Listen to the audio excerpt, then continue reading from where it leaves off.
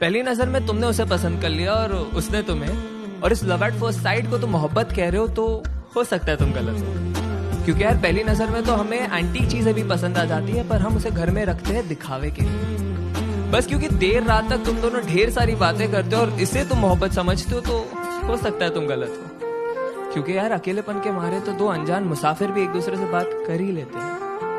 अरे अगर किसी लड़की को देख के वो तुम्हारा हाथ पकड़ लेती है और किसी लड़के को देख के तुम उसका, और इस क्यूट जेलसी को तुम मोहब्बत कह रहे हो, तो हो सकता है तुम गलत हो। क्योंकि यार परिंदों को पकड़ा जाता है पिंजरों में कैद करने के लिए, उन्हें आजाद करने के लिए, बस क्योंकि अब तुम दोनों एक दूसरे की बातों को समझ पा रहे हो और इसे तुम मोहब्बत कहते हो, तो हो सकता है तुम गलत हो। क्योंकि याद रखो, दो भूखे भिखारी भी एक दूसरे की भूख समझ सकते हैं पर मिटा नहीं सकते।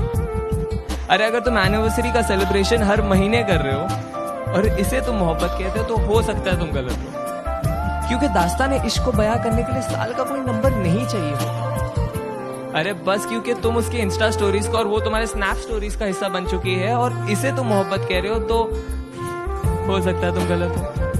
क्योंकि यार मोहब्बत को फिल्टरों के साथ सेव नहीं किया जाता, उसे बस उसी लम्हे में जिया जाता है। हाँ लेकिन अगर जिस्मों में उलझने से पहले तुम उसकी जुल्फों में उलझना चाहते हो, अगर वो बेखौफ अपना बचपना तुम्हारे सामने जाया कर देती है, अगर उसके कपड़ों के बेपर्दा होने से पहले तुम अपने सारे राज उसके सामने खोल दिए और उसने भी अपने सारे डर का जिक्र तुम्हारे सामने कर दिया, अगर उसका हर आंसू तुम्हारे ही कमीज पे बहता हो और तुम्हारे मुस्कान की वजह उसकी नादानियां ही हो, तो शायद नहीं यार यही प्यार है। और अगर ये प्यार तुम्हें मिल गया है तो इसे पकड़ लो, जकड़ लो, गले लगा लो और जहां मौका मिले बस इसे कहते रहो कि तुम इससे कितना प्यार करते हो।